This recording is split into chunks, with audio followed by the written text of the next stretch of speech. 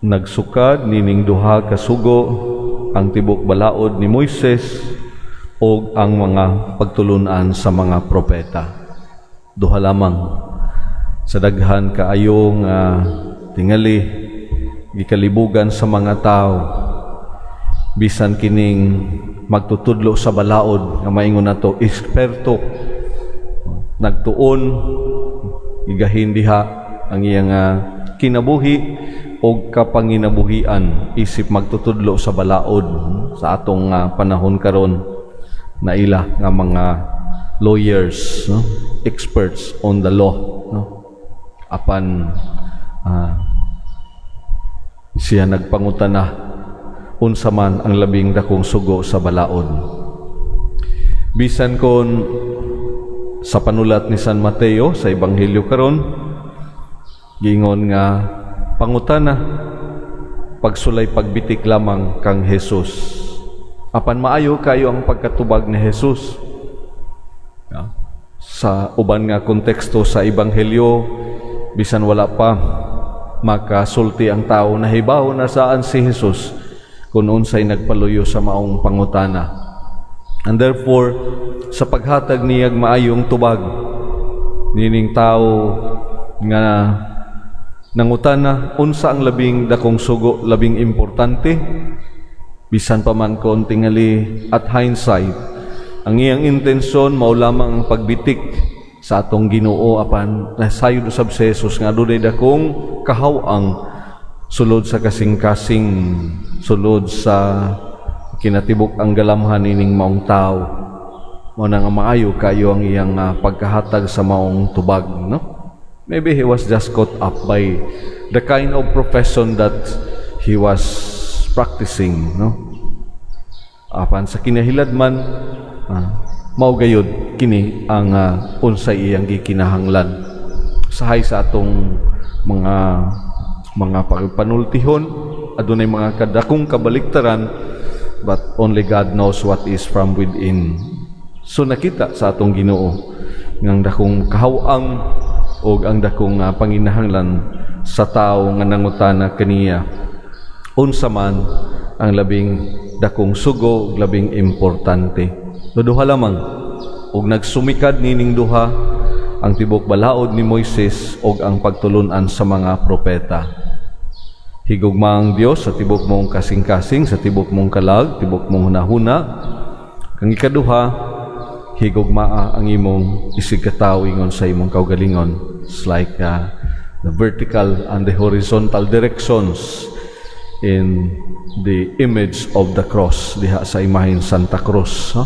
Itong relasyon nga to sa Ginoo o relasyon sa atong isigkataw. Usahay sa atong adlaw-adlaw nga pagkinabuhi, sa atong pagbansay-bansay nining maong pagtulunan ngadto sa relasyon sa Ginoo, sa wa katay problema. Kay kinsa bagayod kita, no? Umulantaw kita sa kahalangdon, umulantaw kita sa kahimayaan, pamalandungan nato ang kinatibok ang kabalaanon sa atong Dios. Kinsa ba kita, no? Sa Portuguese ngayon nga Dios e Dios, pero ang tao kung walay Dios magunsa man siya sa iyang kinabuhi. Ikaduhang bahin, paghigugma sa isigkataw ingon sa paghigugma sa kaugalingon, no? Sumikad diha kung giunsa nimo pagtagad sa imong kaugalingon. Walay normal nga tao nga maghimog kadaot sa iyang kaugalingon, no? Gawas lamang kung dunay mga diferensya, no? So paghigugma sa isigkataw ingon sa paghigugma sa kaugalingon. Sometimes easy to say it, pero sa konkreto nga pagpuyog pagkinabuhi dili lalim, no? Labi na kung usahay sa atong ordinary nga mga panultihon, gipakaon na nato, giamumahan, gialimahan, usahay kot-koton pa pati ang atong mga palad o atong mga tudlo, no? Usahay the most close to us, the most nga murag love in our life nga may maghatag og kasakit, may maghatag og dako nga kabugat diha sa atong kinabuhi. Sahay atong gituohan atong gisaligan, no? Nga tao o mga tao kabahin diha sa atong pagkinabuhi, usahay maghatag og mga kabugat diha sa atong pagpuyo nga kinabuhi, no? Nga Kristohanon o kinabuhi nga tawhanon. So it is not so easy. No? Sometimes we feel so empty. Sometimes we feel so at a loss, no? Kung gasa ang atong direksyon. Sama sa gipadayag ni Propeta Ezekiel diha sa atong unang pagbasa, no? Sometimes we feel that dryness in our life, no? Mura na tag mga bukog, no? O mga unod nga walay kinabuhi, walay espiritu. Ang makahatag lamang niini mao ang Ginoo. And that's why it is good to remember, to be reminded especially of the gospel of last Sunday, no?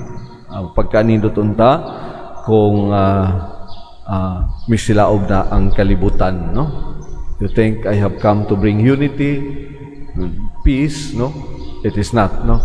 But pagkabahin-bahin o pagkanindot unta kung misilaob na ang kalibutan sa gugma, kaayo o pagpasaylo. Pagampo pangaliya sa kahitasan kini nga grasya nga walay bisan usa ka binuhat nining kalibutan nga makahatag sa hingpit kundi ang Ginoo ra gayud. Hingpit nga paghigugma sa Dios, sa isig ka tawo, sa kaugalingon. Hinaot paunta.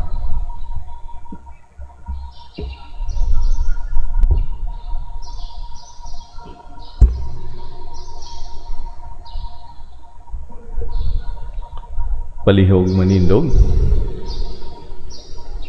Ato karong ipadangat sa Ginoo ang atong mga pagampo ug mga panginahanglan ug ang kuno nato ang atong pagkamasalaypon ug sa matag pagampo kita moingon kaluy kami Ginoo. Kaluy kami Ginoo.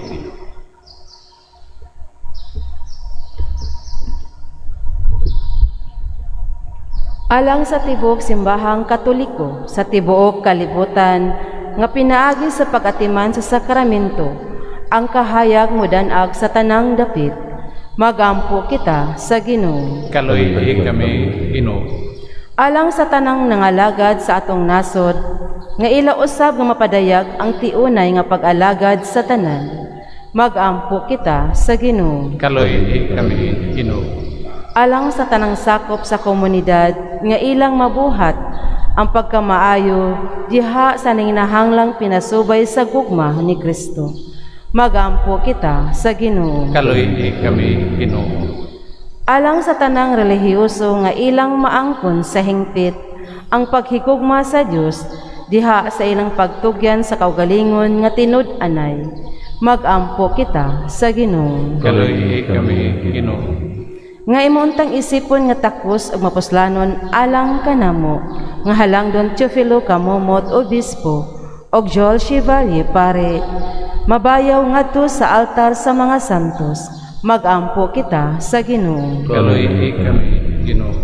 Alang sa tanang nangamatay nga ilang maangkon ang kaluwasan, magampo kita sa Ginoo. Kaluy kami Ginoo.